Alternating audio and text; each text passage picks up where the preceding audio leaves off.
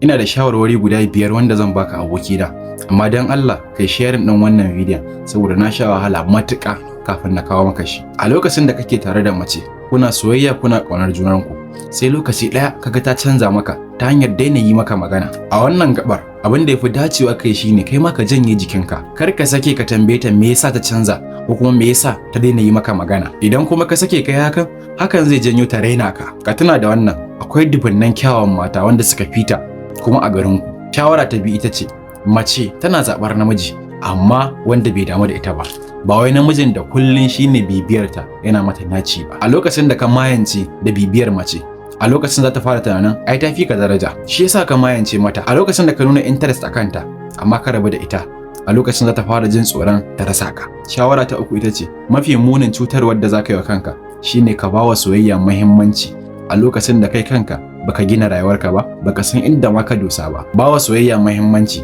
a lokacin da kai kanka baka gina wani abu ko kuma baka zagaye kanka da wasu abubuwa masu daraja ba, a lokacin duk macen da ka kula a ƙarshe rabuwa za ta yi da kai. A ƙarshe za ka waye gari ka rasa duka biyan, kuɗin da kuma macen. Abokina, ka ɓata lokacinka amma wurin gina rayuwarka. Shawara ta huɗu ita ce kar ka saki ko da wasa ka a wurin macen da haɗuwarku da ita bai fi sati ɗaya ba ko kuma wata ɗaya, saboda mata suna iya canza kansu a lokacin da suka fara haɗuwa da namiji, musamman ma irin namijin da suka ji suna ƙaunar shi.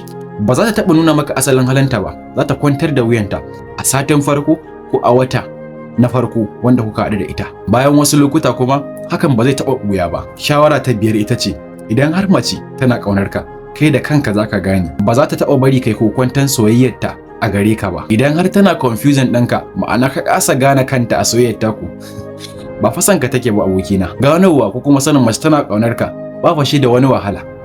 Dan Allah ai sharing, dan Allah ai share. Allah ya sa mu dace.